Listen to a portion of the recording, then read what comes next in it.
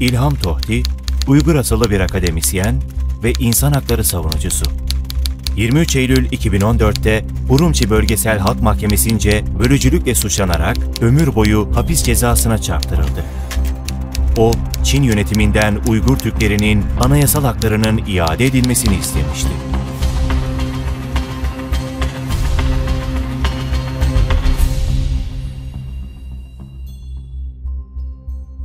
Benim yaptığım iş, akademik alanda ve barışçıl yöntemlerle sadece kalem gücünü kullanarak diplomatik kanallarla Uygurların insan hakları, anayasal hakları ve özellik haklarını savunmak olmuştur. İlham Tohti, 1969 yılında Doğu Türkistan'ın Artuş şehrinde dünyaya geldi. 1985 yılında daha 16 yaşındayken Pekin'deki Merkezi Milliyetler Üniversitesi'ni kazandı. Ön lisans eğitiminden sonra Kuzeydoğu Üniversitesi'nde lisans eğitimine devam etti. Mezuniyet sonrası Milliyetler Üniversitesi'nde yüksek lisans programına kaydoldu. 1991 yılında üniversitede ekonomi bölümünde öğretim görevlisi olarak çalışmaya başladı. 1994 yılında kendi imkanlarıyla Güney Kore'ye giderek eğitim ve araştırmasını sürdürdü. Bu süreçte Uygur Özerk Bölgesi çevresindeki güvenlik ve ekonomik gelişmeler konulu doktora tezini tamamlayıp doktora derecesini aldı. İlham, ana dili olan Uygur Türkçesi dışında Çince, İngilizce, Rusça, Korece, Urduca ve Japonca gibi yabancı dilleri de iyi bilmektedir. Evli ve 3 çocuk babasıdır. Ben var gücümle Uygur Özerk Bölgesi'nin sosyal, ekonomik, kültürel ve kalkınma yapısını araştırarak etnik gruplar arasında iletişim köprüsü olmayı, çağdaş dönüşüme giden yolda toplumların eşit ve beraberce yürümeleri için katkı sağlamayı kendime kişisel gaye ve hedef olarak seçtim.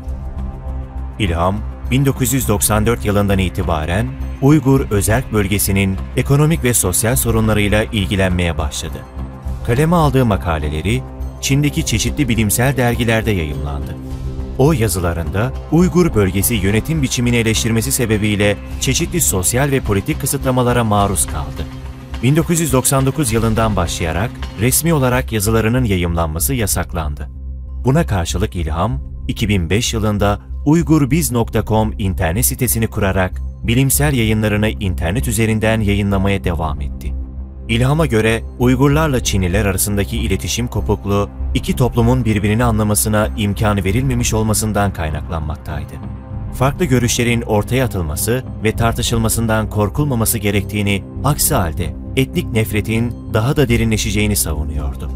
Bu anlamda uygurbiz.com internet sitesi, Çinlilerin Uygur toplumunu tanıması ve anlaması için uygun bir sanal ortam oluşturmuştu.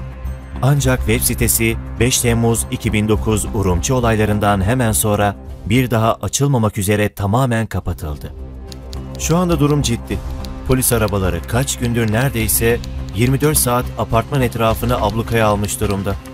Bunun dışında istihbaratçılar bir dakika bile benden uzaklaşmıyor. Tuvalette bile. Çevremdeki Çinli ve Uygur arkadaşlarımı teker teker tutuklayıp götürdüler. İlham Tohti, tüm tehlikelere rağmen Çin yönetiminin Uygurlara yönelik baskılarına derhal son vererek anayasal haklarının iade etmesi fikrini savunmaya devam etti. 2008 Pekin Olimpiyatlarının gerçekleştiği dönemde tutuklanıp cezaevine konuldu. Hapisten çıktıktan sonra yasal mücadelesine kaldığı yerden devam etti. Çinli aydınlar artık İlham Tohti'yi Uygurların Mandela'sı olarak anmaya başlamıştı. İlham, okuldaki 200'den fazla öğrenci ve içlerinde Çinlilerin de olduğu akademisyenlerin imzasını taşıyan barışçıl taleplerini Çin merkezi yönetimine iletti.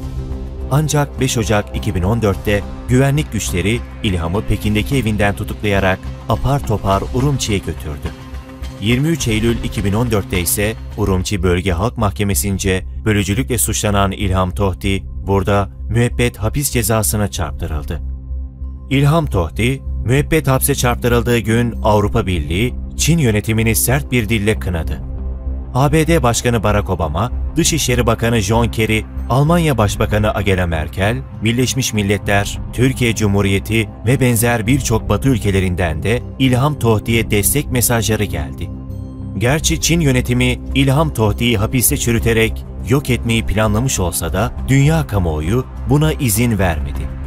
İlham Tohti artık dünyaca tanınan, Uygur halkı için kendini feda etmiş bir insan hakları savunucusu ve milli bir kahraman olarak bilinmeye devam etmektedir.